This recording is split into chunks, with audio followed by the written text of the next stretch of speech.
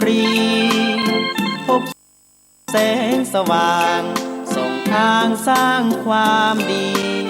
ให้มีความสุขความทุกข์หายไป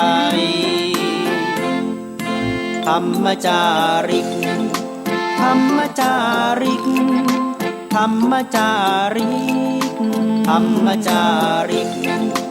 ธรรมจาริก ธรรมจาริก ธรรมจาริก ถวายความเคารพพระมหาเถรานุเถระครูบาอาจารย์เจ้าทั้งหลายจุตนจุองค์เจริญสุขเจริญธรรมจงได้บังเกิดมีแก่บรรดาสาธุชนท่านผู้ฟังธรรมะตังสถานีวิทยุวัดฝายหินมหาวิทยาลัยเชียงใหม่ในระบบ FM 104.50 เมกะเฮิรตซ์และคลื่นสถานีอื่นๆที่ได้ลิงก์สัญญาณไปก็ดีทางทีวีออนไลน์ฝ่ายหินไลฟ์สดเพจเฟซต่างๆวันนี้สาระธรรมวัดสลีโสดาพระอารามหลวงพระธรรมจาริกโดยอัตมาภาพท่านพระครูปัญญาสังฆการก็ได้มา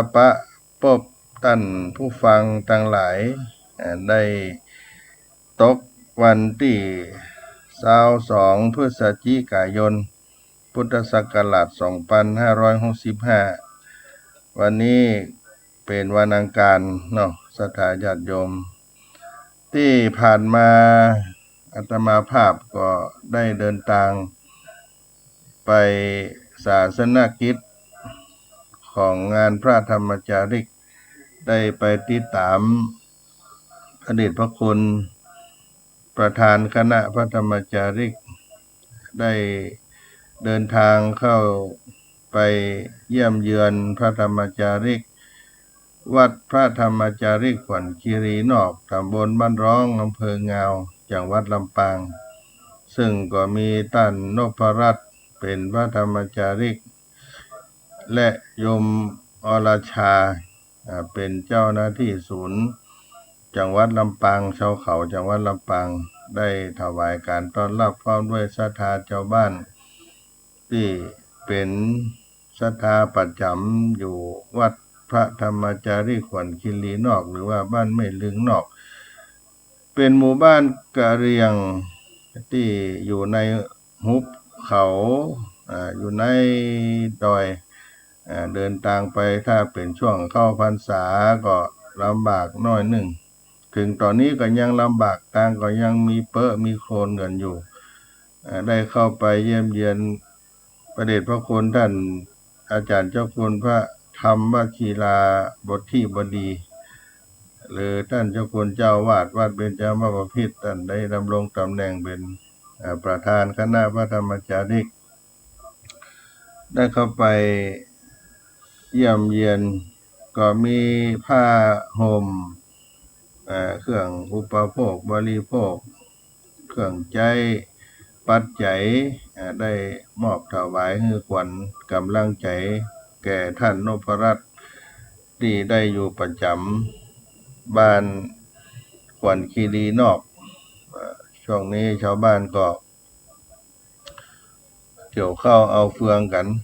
ก็มาได้มาต้อนรับกันนักหลายต่อใดก็มีศรัทธาที่อยู่ประจำ4-5ท่านที่พอแล้วการรายงานก็ขึ้นมาต้อนรับพระเดชพระคุณท่านเจ้าคุณพระธรรมวชิราธิบดีก็ได้นำเอาปัจจัยเอาสิ่งของมอบเป็นกำลังใจให้กับคนเฒ่าคนแก่ที่มาต้อนรับตลอดถึงละอ่อนเด็กน้อยเข้ามาเยี่ยมมาเยียนก็เพื่อกำลังใจกับท่านนพรัตน์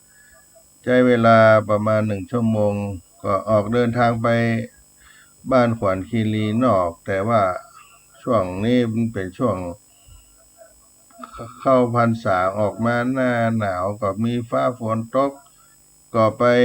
หลงเส้นทางก็เลยไม่ได้เข้าไปเพราะเป็นทางป่าทางชาวบ้านปลูกข้าวโพดเป็ เป็นสวนเป็นไร่ก็เลยเข้าไปบ่ถูกก็เลยกลับออกมาก็ไว้โอกาสหน้าอาจจะเข้าไปเยี่ยมเยียนแถมครั้งหนึ่งที่วัดพระธรรมจาริกขวัญคีรีในบ้านบ่อสามเหลี่ยมหลายๆที่รวมไปถึงบ้านล่องเคราะห์ที่จะได้เข้าไปก็เป็นเวลาออกเดินทางไปวันที่18ไปฉันพระทหารเพลที่อำเภอเมืองลำปางก็เข้าไปอำเภองาวไปวัดพระธรรมจาริกไปรอต้อนรับพระเดชพระคุณท่านเจ้าคุณประธานคณะพระธรรมจาริกก็มุ่งหน้าเข้าไปเพื่อได้ทำกิจกรรมเสร็จแล้วก็ออกมาก็เป็นเวลา5 โมง 6 โมงฝนก็ตกแถมก็มุ่งหน้าเดินทางเข้าไปจังหวัดเชียงรายผ่านอำเภองาวจังหวัดพะเยาเข้าอำเภอแม่ใจอำเภอพานอำเภอแม่ลาวเข้าไปที่อำเภอเมืองไปพักที่วัดป่างสนุกบ้านป่างมุ้งโดยมีหลวงพ่อท่านพระครูอุปถัมภ์ศิลปาคมได้ถวายการต้อนรับคณะไปพักอิริยาบถอัธยาศัยสนทนาธรรมกับพระเดชพระคุณท่านประธานคณะพระธรรมจาริกกับท่านตุลุงท่านพระครูอุปถัมภ์ศิลปาคมหรือตุลุงสำเร็จได้พักผ่อนกันที่นั่น1 คืนรุ่งเจ้ามา7 โมงเจ้าก็ฉันภัตตาหารเจ้าภัตตาหารเจ้าเสร็จแล้วก็ได้มุ่งหน้าเดินทางจากบ้านป่างสนุกวัดป่างสนุกมาเข้าไปอำเภอแม่สาย อำเภอแม่จันทร์อำเภอแม่จันทร์อำเภอแม่สายที่จะเข้าไปสู่ยังวัดพระธรรมจาริกโมง8 หลังโมง9 หลังแต่ว่าก่อนจะไปถึงนั่นก็ได้ไปนมัสการพระบรมธาตุเจ้าดอยตุงนั่นเป็นพระธาตุสำคัญของจังหวัดเชียงรายและทางล้านนาไทยของเราก็ถือว่าเป็นพระธาตุประจำปีเกิดของคนที่เกิดปีกุลปีจ้างปีกุลปีจ้างกำไว้พระธาตุเจ้าดอยตุงเพิ่นก็มีว่าตั้งนะโม3 จบแล้วก็กล่าวว่าปิมปาทะจักกะปะปะเตนะปะปะเตนะจุลาธาตุจิลังมหาคะมานะมามิหังอะหังวันตามิสัพพตาก็ได้ไปไหว้ไปนมัสการพระบรมธาตุเจ้าอันเป็นใจเมืองเชียงรายแล้วก็เดินทางไปฉันภัตตาหารเพลที่บ้านห้วยไข่ลงดอยมาฉันภัตตาหารเพลเป็นที่เรียบร้อยแล้วก็มุ่งหน้าเข้าไปถนนอำเภอแม่ฟ้าหลวงไปบ้านเทิดไทยก็ไปผ่านบ้านแม่สันแลบพี่น้องอาขากำลังจัดพิธีการแต่งงานฉลองกันคนก็เป็นนับเป็น500 กว่าคนเต็มถนนญาติโยมทั้งหลายมันก็เป็นพิธีของเพื่อนด้วยเข้า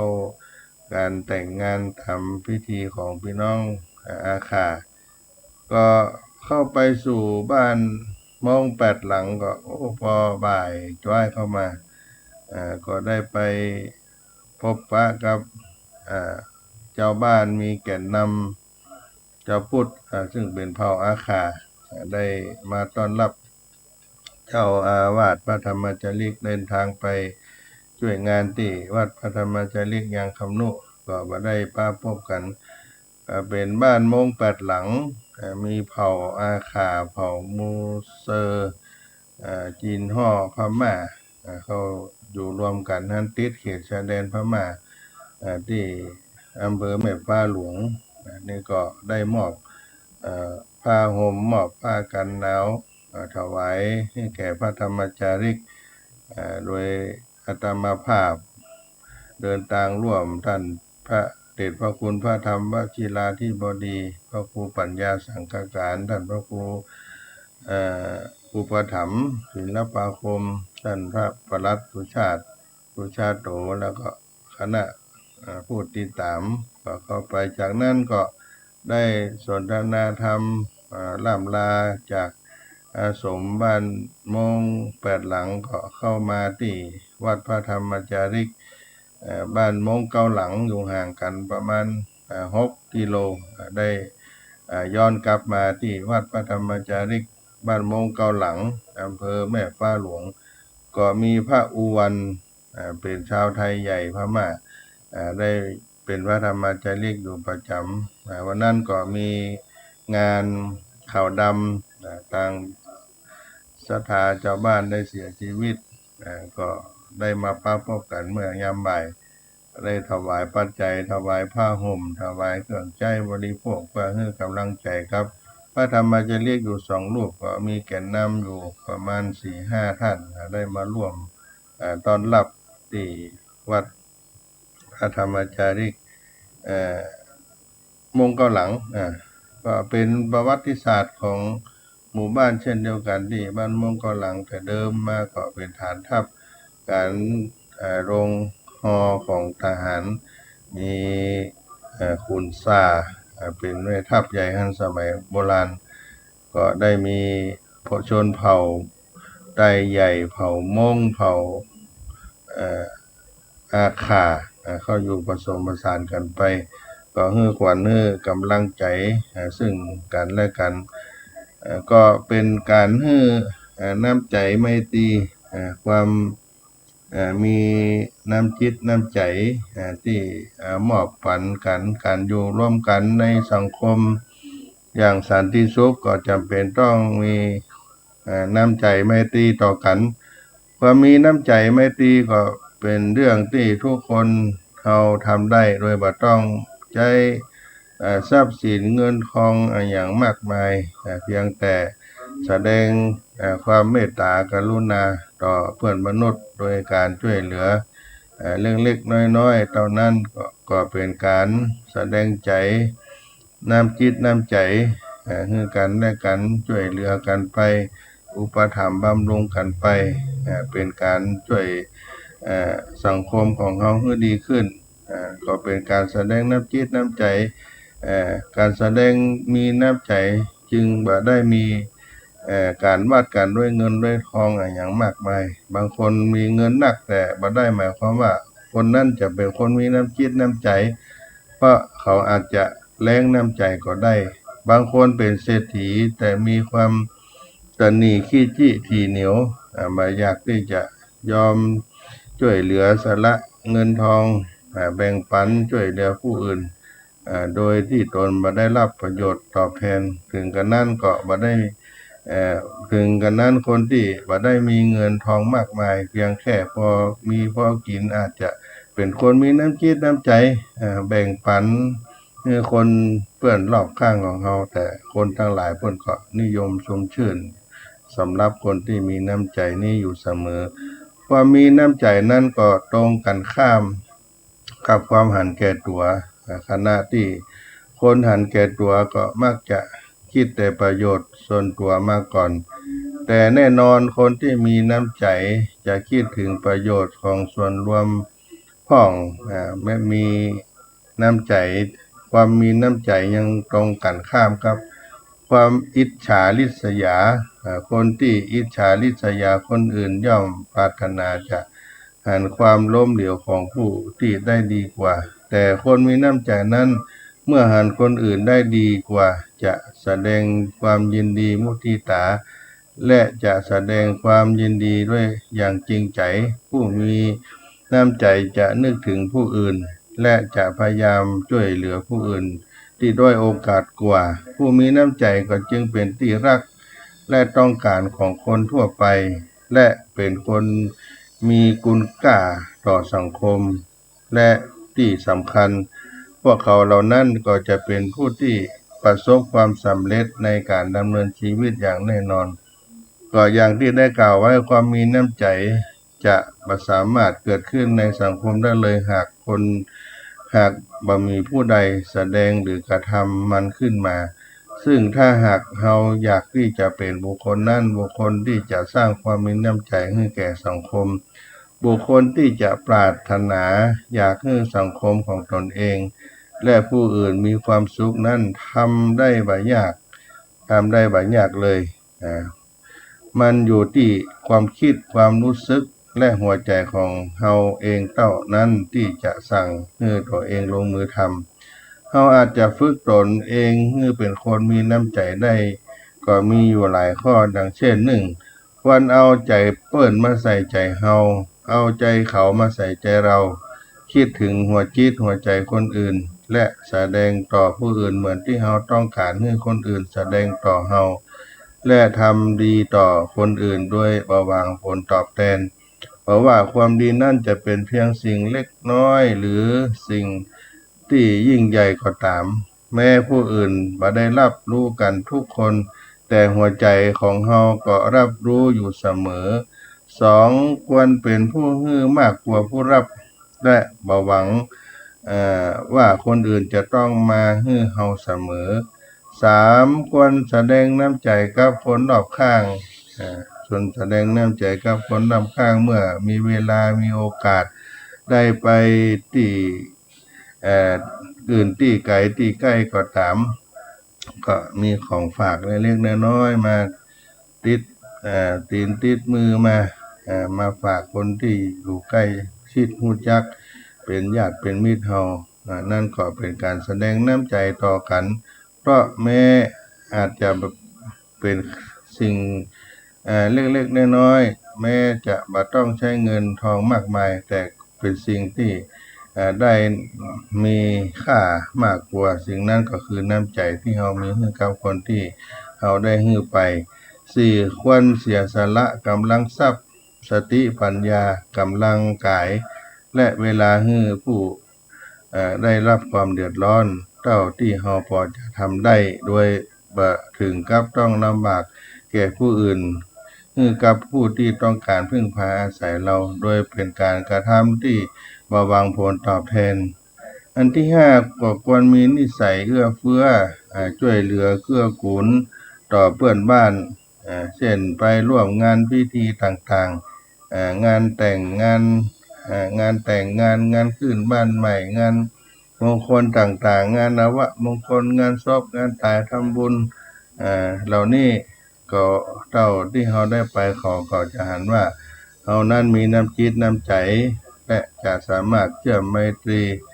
จิตต่อกันได้อันที่6ควรให้ความฮักแก่คนอื่นและให้ความร่วมมือเมื่อเขาต้องการให้ช่วยเหลือและช่วยเหลือเขาอย่างสุดความสามารถด้วยความจริงใจที่เรามีการฝึกตนเองให้มีน้ำใจนอกจากจะทำให้เรามีน้ำใจที่ดีงามเบิกบานแจ่มใสผิวพรรณผ่องใสใบหน้าอิ่มเอิบแล้วก็ยังทำให้เราได้มิตรสหายได้มิตรเกี่ยวสหายคำไปก็อยากคบสมาคมด้วยเพราะความมีน้ำใจแสดงถึงความมีเมตตากรุณาต่อเพื่อนมนุษย์แล้วชีวิตของเราจะพบแต่ความสุขตลอดไปเพราะสังคมของเราจะเป็นสังคมแห่งสันติสุขการอยู่ร่วมกันก็จึงมีน้ำจิตน้ำใจให้เราได้มีความสุขการมีน้ำใจก็มีประโยชน์ต่อทุกคนความจริงมีน้ำใจก็คือความจริงใจที่บ่เห็นแก่เพียงตัวเองหรือเรื่องของตัวเองแต่หันอกหันใจหันคุณค่าในเพื่อนมนุษย์ในความเอื้ออาทรเอาใจใส่ให้ความสนใจในความต้องการความจำเป็นความทุกข์สุขของผู้อื่นความที่จะให้ความช่วยเหลือเกื้อกูลกันผู้ที่มีน้ำใจคือผู้ที่คือผู้ให้และผู้อาสาช่วยเหลือสังคมรู้จักแบ่งปันเสียสละความสุขส่วนตนเพื่อประโยชน์แก่ผู้อื่น เข้าใจหันใจผู้ที่มีความเดือดร้อนอาสาช่วยเหลือสังคมด้วยแรงกายสติปัญญาลงมือปฏิบัติการเพื่อบรรเทาปัญหาหรือร่วมสร้างสรรค์สิ่งดีงามให้เกิดขึ้นในชุมชนการที่เราอยู่ร่วมกันในครอบครัวได้ร่วมกันในครอบครัวในสังคมอย่างสงบสุขเราจำเป็นจะต้องเป็นผู้มีน้ำใจมีไมตรีต่อคนในครอบครัวของเราต่อเพื่อนมนุษย์และก็สรรพสิ่งที่อยู่แวดล้อมตัวเราด้วยความมีน้ำใจเป็นสิ่งที่เราได้ทำได้อย่างที่กล่าวว่าเอาใจเพื่อนมาใส่ใจเราคิดถึงคนอื่นแสดงต่อผู้อื่นเหมือนผู้อื่นแสดงน้ำใจต่อเราสามารถทำดีต่อผู้อื่นโดยบ่หวังสิ่งตอบแทนเป็นผู้ให้มากกว่าผู้รับแสดงน้ำใจกับคนรอบข้างเสียสละกำลังทรัพย์ปัญญาและให้เวลาให้แก่ผู้เดือดร้อนเท่าที่เราจะทำได้ดังนั้นเราก็ได้ฝึกได้ทำกันได้ในทั้ง6ประการที่ได้กล่าวมาเพราะฉะนั้นญาติโยมที่ได้ขึ้นไปบนเขาบนดอยพระธรรมจาริกเปิ่นได้อยู่บนป่าบนเขาก็ได้มีความลำบากพอสมควรมีความลำบากพอสมควรบางแห่งบางที่ก็อดทนอยู่เพราะเป็นถิ่นธุรกันดารเป็นถิ่นธุรกันดารก็ได้ยึดถือเอาพุทธพจน์ที่ว่าจราธาภิกขเวจาริกังพหุชนะหิตายะพหุชนะสุขายะโลกานุกัมปายะภิกษุทั้งหลายเธอทั้งหลายจงเที่ยวจาริกไปเพื่อประโยชน์เพื่อความสุขแก่คนเป็นอันมากเพื่ออนุเคราะห์แก่ชาวโลกพระธรรมจาริกขึ้นไปบนภูเขาก็ไปอยู่กับพี่น้องบนดอยก็ได้รับความลำบากบางที่บางแห่งนั้นบ่สามารถที่จะเอารถยานพาหนะเข้าไปได้จะต้องเตียวตีนเตียวเท้าเข้าไปญาติโยมเตียวตีนเตียวเท้าเข้าไปบางทีก็ชาวบ้านช่วยกันถากถางเป็นถนนหนทางขึ้นไปเข้าก็อาจจะพอมีบิณฑบาตได้อาหารนี่อาจจะบ่สมบูรณ์ก็อยู่กับพี่น้องบนดอยเพื่อให้เปิดได้มีพระพุทธศาสนาเข้ามาสู่ในจิตใจของพี่น้องบนดอยให้เปิดได้ถึงหลักธรรมคำสอนขององค์สมเด็จพระสัมมาสัมพุทธเจ้าเพื่อจะได้เป็นร่มโพล่มไทรให้กับพี่น้องบนเขาบนดอยคนที่อยู่บนดอยนั่นเปิ้นอยู่ห่างไกลความเจริญต่อความสุขบางสิ่งบางอย่างถ้าเฮาไปให้มีน้ำจิตน้ำใจต่อเปิ้นแล้วเปิ้นก็มีความสุขในด้านจิตใจด้วยการที่เฮามีน้ำใจเมตตาดังที่อาตมาภาพได้ว่าไปว่าเป็นสิ่งที่เฮาได้ทำให้กับพี่น้องท่านทั้งหลาย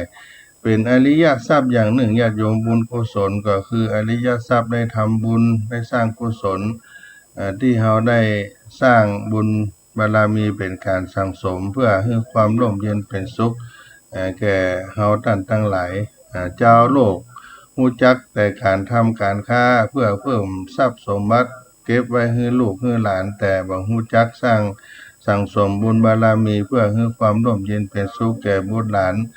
ทรัพย์สมบัติเป็นรูปประธรรมที่มองหันบุญกุศลเป็นอริยทรัพย์ที่มองมหันต์การเก็บทรัพย์สมบัติไว้ให้ลูกหลานก็มาแน่ว่าลูกหลานจะสามารถรักษาไว้ได้ถ้าหากลูกหลานอกตัญญูบ่สืบทอดเจตนารมณ์รู้แต่ใจรู้แต่ผ่านบ่ยอมประกอบอาชีพการเก็บสมบัติไว้ให้ลูกหลานมากเกินไปก็จะเป็นกลับเป็นโทษเสียมากกว่าดังภาษิตที่ว่าสอนหนึ่งวิชาดีกว่าให้ทองพันตำลึงแก่ลูกซึ่งเป็นเหมือนการเตือนใจพวกผู้สมเฝ้าทรัพย์ไว้การสร้างกุศลเพื่อบุตรลูกหลานเพื่อการสร้างกุศลเพื่อให้ลูกหลานเจริญเป็นอริยทรัพย์ที่มองมหันต์ที่ผู้สร้างสมบุญกุศลย่อมได้บุตรหลานที่ดี ฉลาดและกตัญญูเป็นเกียรติแก่วงศ์ตระกูลดังมีภาษิตได้กล่าวไว้ว่าลูกหลานมีบุญวาสนาของเขาเองอย่าเป็นวัวเป็นควายให้ลูกหลานดังนั้นจงให้ความสำคัญแก่อริยทรัพย์ที่เป็นนามธรรมนั่นก็คือบุญกุศลให้จงดีการทำบุญสร้างกุศลก็พึงจำไว้ว่าปัจจัยเงินทองหรือสิ่งของที่บริจาคจะต้องได้มาด้วยความบริสุทธิ์ถูกต้องเป็นเงินที่มาด้วยการประกอบอาชีพต้องห้ามฆ่ามนุษย์ฆ่าสัตว์ฆ่าอาวุธขายยาพิษฆ่ายาเสพติดเหล่านี้เป็นต้นการทำบุญกับการทำทานมีเป็นอย่างไรหรือว่าแตกต่างกันอย่างไรบุญแปลว่าการกระทำดีตามหลักคำสอนของทางพระพุทธศาสนาชำระสันดานหมายถึงทำให้หมดจากมลทินเครื่องเศร้าหมองได้แก่โลภะโทสะโมหะความดีคุณงามความดีกุศลความสุขความประพฤติชอบทางกายวาจาใจส่วนตานั้นแปลว่าการให้สิ่งที่ให้สิ่งที่ควรให้แก่คนที่ควรให้เพื่อประโยชน์แก่เขาสละให้ปันสิ่งของตนเพื่อประโยชน์แก่ผู้อื่นมากหมายถึงเงินหรือสิ่งของแก่คนยากจนทีนี้บุญนั้นก็มีสิ่งที่เป็นที่ตั้งแห่งการทำบุญหรือตั้งแห่งทำความดีเขาเรียกว่าบุญกิริยาวัตถุมีทั้งหมด3อย่างและ10อย่างทานคือการให้การตักบาตรบริจาคถวายสังฆทานเป็นต้นถือเป็นจาคะหรือการให้ซึ่งเป็นบุญอย่างหนึ่งแต่มีการให้บางประการที่นับเป็นบุญเช่นการให้บางสิ่งบางอย่างบ่นับเป็นบุญเช่นให้ยาเสพติดเหล่านี้เป็นต้นศีลคือความประพฤติที่บ่ละเมิดหรือรักษาสำรวมตั้งกายวาจาใจรักษาศีลสำหรับฆราวาสก็มีศีล5หรืออุโบสถศีลหรือศีล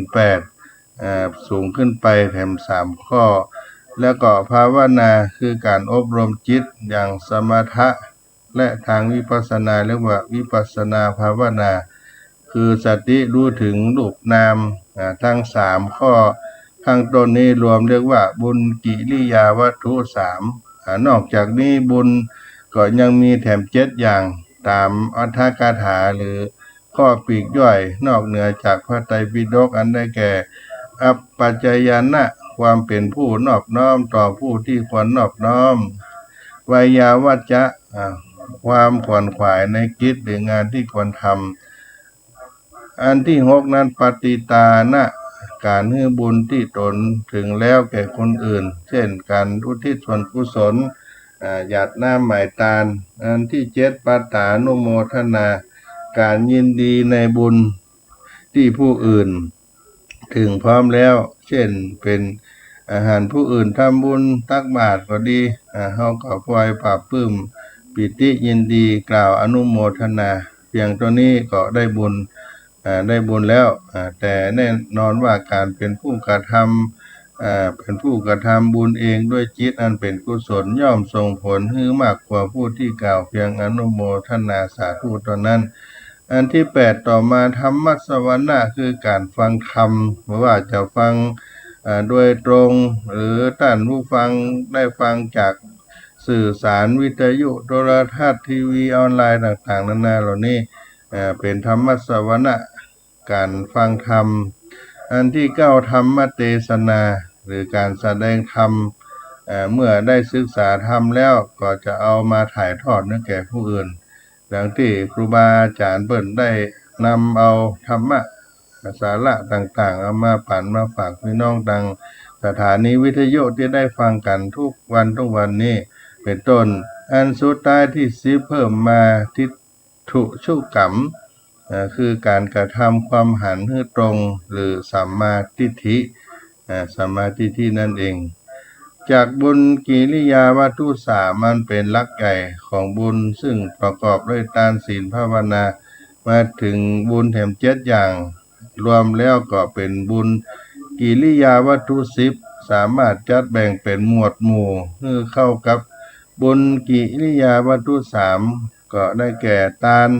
ประกอบด้วยทานะไมยปฏิทานะไมยและปาตานุโมทนาไมยศีลประกอบด้วยศีลไมยอัปปจายนะไมยและวยาวัจจะไมยภาวนาประกอบด้วยภาวนาไมยธรรมสวนะไมยและธรรมเทศนาไมยทั้ง10หมวดนี้เอามารวมในหมวดใหญ่เป็นบุญกิริยาวัตถุสามส่วนว่าทิฏฐิชุกรรมนั่นก็ได้ทั้งทานทั้งศีลภาวนาถ้าจะอู้กันง่ายๆก็ว่าทำบุญนั่นเปรียบได้กับการสร้างคุณภาพของจิตใจให้ดียิ่งขึ้นไปเป็นการเอาชนะกิเลสทั้งสามความโลภความโกรธความหลงที่มีอยู่ในสันดานของมนุษย์ที่ว่าเอาชนะกิเลสทั้งสามนั่นก็เอาชนะได้อย่างไรคือความโลภเอาชนะโดยการให้ทานความโกรธก็ชนะโดยการรักษาศีลความหลงก็เอาชนะด้วยการภาวนาเมื่อเราได้เข้าใจความหมายแล้วก็จะเห็นว่ามันมีการขีดเส้นแบ่งระหว่างการทำบุญทำทานเพราะทานก็เป็นข้อหนึ่งของการทำบุญแต่ในตัวทานนั้นมีการแบ่งย่อยออกไปแถมสองคืออามิสทานก็คือสิ่งของสองเป็นธรรมทานธรรมะเป็นทานอยู่ในสองประการทีนี้มีการอู้กันถึงวัตถุประสงค์ของการให้ทานซึ่งเขาแบ่งไว้ตามลักษณะปฏิบัติกันมี4อย่างหนึ่งนั้นปริจาคทานบริจาคทานก็คือเพื่อเป็นการชำระกิเลสเพื่อความตระหนี่ในใจหมายถึงด้วยการเสียสละมาสนใจว่าผู้รับจะเป็นไผมาจากไหนสองปฏิกาลทานคือเพื่อตอบแทนคุณงามความดีของผู้รับอย่างเช่นพ่อแม่ครูบาอาจารย์ผู้มีอุปการะคุณต่อเราลักษณะการแบบนี้ผู้มักจะบ่ได้คิดถึงผลบุญที่จะได้รับอันที่สี่สังฆทานก็คือเพื่อผูกมิตรเพราะว่าจะเป็นการโดยส่วนตัวหรือโดยหน้าที่การงานมุ่งหวังเกิดประโยชน์แก่ผู้รับได้เป็นสำคัญสี่อนุเคราะห์ทานคือเพื่ออนุเคราะห์หมายถึงความช่วยเหลือแก่คนอื่นผู้ยากจนก็ดีด้วยจิตมีความเมตตาสงสารที่หันเขาตกทุกข์ได้ยากไม่ว่าจะเป็นผู้รับจะเป็นภัยก็ตามบ่สำคัญว่าจะเกี่ยวข้องกับเฮาหรือไม่หันแล้วก็ช่วยเหลือเขาได้ตามกำลังความสามารถที่เฮาจะทำได้ก็เป็นเรื่องการทำบุญให้ทานการมีน้ำจิตน้ำใจในเจ้าพุทธของเฮาและที่เฮาได้สร้างให้เกิดขึ้นมาครับตัวเฮาท่านสาธุชนทั้งหลายวันนี้ในเบื้องต้นก็ได้นำมาเล่าอู้สู่กันฟังครับพี่น้องศรัทธาสาธุชนทั้งหลายในการเดินทางของอาตมาภาพได้ขึ้นเขาขึ้นดอยไปวันนี้ก็ได้มีคณะพระธรรมจาริกให้กำลังใจจากวัดพระธรรมจาริกชุมชนลั่วอำเภอด่านลานหอยพระอาจารย์บุญยงเขมชโยนะครับได้สาธุการท่านอาจารย์พิชัยอินตสาวจากวัดพระธรรมจาริกแม่เล็กอำเภอแม่ทาจังหวัดลำพูนอนุโมทนาสาธุการและแม่ทองพูนทองธรรมและอ้ายบุญชูเงินเย็นจากอำเภอแม่ทาสาธุการกับท่านพระครูปัญญาสังฆการมาณโอกาสนี้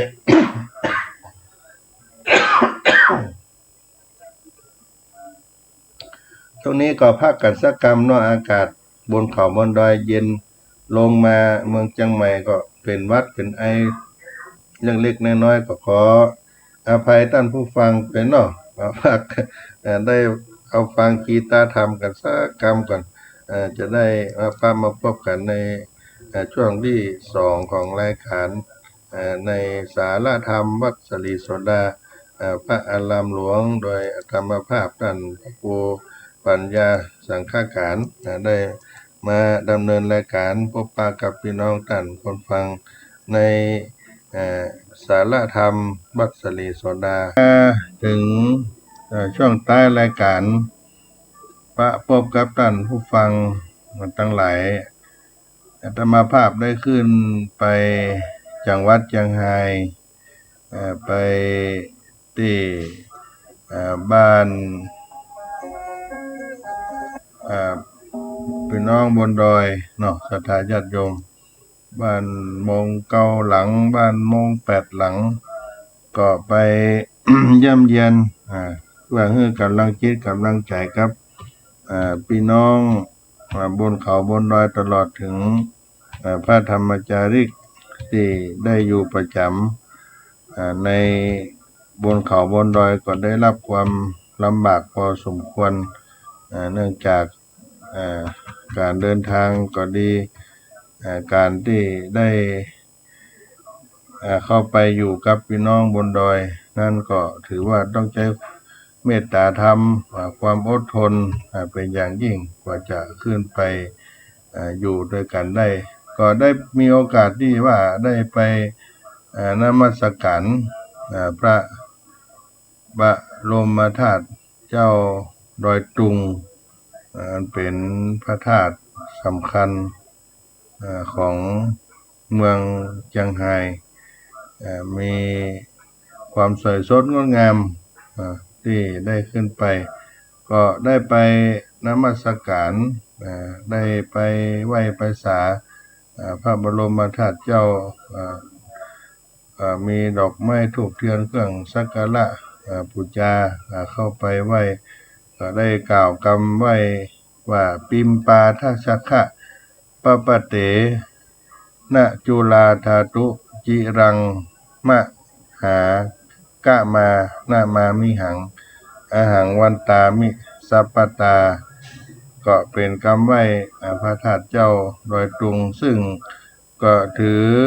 เป็นความเชื่อทางล้านนาของเฮาได้นมัสการกราบไหว้แล้วก็เป็นสิ่งที่เป็นมงคลความเชื่อของคนล้านนากับการไหว้พระธาตุ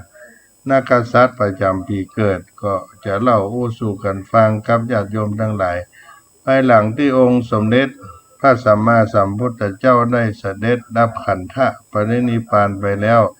ก็ได้มีการถวายพระเพลิงพระพุทธสรีระและแจกจ่ายพระบรมสารีริกธาตุส่วนต่างๆไปประดิษฐานไว้ตึงเมืองสวรรค์และก็ใต้บาดาลเหลือแต่เพียงเป็นเศษพระบรมธาตุที่แตกเป็นชิ้นเป็นส่วนเล็กๆที่ได้แจกจ่ายให้กับบรรดากษัตริย์ในนครต่างๆเพื่อนำไปประดิษฐานสักการะบูชาในเมืองของแต่ละเมืองทั้งขนาดน้อยเต่าพันธุ์กาศมีสีดังดอกพิกุลดอกแก้วขนาดกลางก็เต่าเม็ดข้าวสารฮักเกิงมีสีดังมุกคัดใหม่และขนาดใหญ่ประมาณเต่า เม็ดถั่วเขียวเม็ดถั่วเขียวมีสีเหลืองนวลดังทองคำในอดีตแต่ละชุมชนจะประกอบไปด้วยความหลากหลายทางชาติพันธุ์ภาษาศาสนาและก็วัฒนธรรมแต่การบูชาพระบรมธาตุก็ถือเป็นสิ่งที่ทุกๆชุมชนยึดเหนี่ยวเป็นศูนย์รวมจิตใจเหมือนกันดังนั้นเมื่อมีการสร้างบ้านแปลงเมืองขึ้นมาคราวใดก็จะมีการสร้างพระบรมธาตุเจดีย์เพื่อเป็นศูนย์รวมจิตใจให้ทุกครั้งเป็นที่ศูนย์รวมจิตใจด้วยทุกครั้งจนทำให้พระบรมธาตุเจดีย์กลายเป็นพุทธสถานสำคัญที่ปรากฏให้หันทั่วไปพระธาตุเจดีย์เนี่ยที่เราพบหันในดินแดนล้านนามีอยู่ด้วยกันหลายรูปหลายแบบซึ่งแล้วแต่จะสร้างขึ้นในยุคในสมัยใดแต่ที่มีรูปทรงเฉพาะแบบได้ปะได้หันบ่อยก็มี3รูปแบบด้วยกันอันแบบแรกนั่นก็พระธาตุเจดีย์เนี่ยแบบสุโขทัยแท้มีฐานเป็นสี่เหลี่ยมอันตั้งซ้อนกันเป็นองค์เจดีย์ย่อมุกเป็นพุ่ม เข้าบินหรือดอกบัวตุมแบบที่สองก็เป็นสถูปทรงกลมแบบลังกาเรียกว่าทรงระฆังมีลักษณะเป็นรูปบาทคว่ำและแบบที่สามเจดีย์แบบศรีวิชัยเป็นศาสนสถานรูปแบบมาจากลัทธิฮินดูและพุทธศาสนามหายานโดยองค์เจดีย์จะมีฐานเป็นองค์ระฆังสูงมีลักษณะเป็นสี่เหลี่ยมตอนบนเป็นเจดีย์ทรงกลมแบบลังกาความเชื่ออย่างหนึ่งของคนล้านนาได้บูชาสักการะพระบรมธาตุเจดีย์เนี่ยเจ้านั้นเกี่ยวพันด้วยความเชื่อเรื่องพระธาตุปีเกิดคนล้านนาคนล้านนาไทยคนเหนือภาคเหนือเนี่ยการสร้างบุญทานการสร้างกุศลเปรียบเสมือนการสะสมเสบียงเพื่อชีวิตใหม่การบูชาพระบรมธาตุเจดีย์ก็ถือเป็นแต่วิธีหนึ่งที่ผู้แสวงบุญต่างแสวงหาหนทางไปสักการะพระบรมธาตุเพื่อก่อให้เกิดความเป็นสิริมงคลแก่ตนในสมัยล้านนาได้มีความเชื่อกับการสักการะบูชาพระธาตุประจำปีเกิดว่าเป็นการสะเดาะเคราะห์เสริมสิริมงคลแก่ชีวิตดังนั้นผู้คนในดินแดนต่างๆก็จึงพากันเดินทางมากราบมาไหว้เช่นเดียวกันคนที่เกิดปีชวดพระธาตุปีเกิดก็อยู่ที่พระธาตุเจ้าสีจอมทองอำเภอจอมทองจังหวัดเชียงใหม่ผู้ที่เกิดปีฉลูพระธาตุประจำปีเกิดก็คือพระธาตุลำปางหลวงจังหวัดลำปางผู้ที่เกิดปีขานพระธาตุประจำปีเกิดคือพระธาตุเจ้าแฮจังหวัดแพร่ผู้ที่เกิดปีเถาะพระธาตุประจำปีเกิดคือพระธาตุแจ้แห้งจังหวัดน่านผู้ที่เกิดปีมะโรงพระธาตุวัดพระสิงห์หลวงมหาวิหารจังหวัดเชียงใหม่ผู้ที่เกิดปีมะเสงพระธาตุปีเกิดก็คือพุทธคยาประเทศอินเดียผู้ที่เกิดปีมะเมียก็คือพระธาตุเจดีย์เช่าเวลากองประเทศพม่าผู้ที่เกิดปีมะเมพระธาตุประจำปีเกิดคือพระธาตุเจ้าดอยสุเทพจังหวัดเชียงใหม่ผู้ที่เกิดปีวอกก็มีพระธาตุพนมจังหวัดนครพนมผู้ที่เกิดปีละกาพระธาตุปีเกิดคือพระธาตุหันลีพูนชัยจังหวัดลำพูนผู้ที่เกิดปีจอพระธาตุประจำปีเกิดคือพระธาตุเกศแก้วจุฬามณีสวรรค์จันดาวดึงหรือคนทั้งหลายได้มาไหว้ที่วัดเกศการามเมืองจะใหม่แทนถึงขึ้นไปบนสวรรค์มาถึง ผู้ที่เกิดปีกุลก็ไหว้ที่พระธาตุเจ้าดอยตุงเปิ่งจ้างจังหวัดเชียงไฮ้ก็เป็นการไหว้พระธาตุประจำปีเกิดที่ได้สักการะบูชาแล้วก็เป็นพระลานิสงส์ให้เฮาท่านทั้งหลายได้ทำการบูชาพระธาตุเจดีย์ก็เป็นผลที่เฮาได้สักการะแล้วก็เกิดบุญกุศลเพราะว่าเฮามีคติความเชื่อเป็นสถานที่ที่มงคลศักดิ์สิทธิ์ดลบันดาลให้เฮาได้มีความสุขความเจริญโดยมีความเคารพเป็นที่ตั้งมีความศรัทธาต่อพระธาตุเจดีย์นั่นเป็นอย่างดีอยู่แล้วอานิสงส์ของการได้บูชาพระธาตุเจดีย์ก็มีแนวปรากฏในหลายที่หลายแห่งตามคัมภีร์ต่างๆได้กล่าวไว้มากมายจะตุนนังปิจะตีปันนังอิสรังโยทะกายะการะเยเอติสาปูชาเนปูชานาเยถังกาลังนาคติโสรสังผู้ใดพึงครองความเป็นใหญ่แห่งทวีปทั้งสี่นี้ในโลกนี้ทั้งสิ้นผู้นั้นยังมาถึงซิ่วซิมหกแห่งการบูชาพระธาตุนั้นก็เป็นอานิสงส์ที่ยิ่งใหญ่ไพศาลแสดงเนื้อหาว่าได้บูชาพระธาตุเจ้าแล้วก็เป็นพระนาบุญเป็นมังกรอันหนึ่งก็เป็นส่วนหนึ่งของพุทธสรีระขององค์สมเด็จพระสัมมาสัมพุทธเจ้าวันนี้ก็ได้มาเล่าสู่กันฟังก็ขออนุโมทนาสาธุชนทั้งหลายที่ได้สดับรับฟังธรรมะทางสถานีวิทยุวัดฝ่ายหินและคลื่นอื่นๆก็ดีในรายการสารธรรมของอาตมาภาพได้มาพบกับท่านผู้ฟังเสียงวัดเสียงไอเกิดขึ้นก็ขออภัยกับท่านผู้ฟังทั้งหลายโดย ในช่วงบ่ายวันนี้ได้มามาพบกันเพียงเก้าอี้ก่อนพอค่ำยามเย็นก็จะได้มาปะกันในกรรมเวลา5 โมงถึง6 โมงขอล่ำลาท่านผู้ฟังในวันนี้ไปเพียงการเก้าอี้ก่อนเนาะไปปะกันพบกันในเมื่อค่ำยามเย็นต่อไปขอความผาสุกจงเกิดมีแก่สาธุชนทั้งหลายจุผู้ในคนจัตตาโลธรรมาวัฏันติอายุวันโนสุขังปะลัง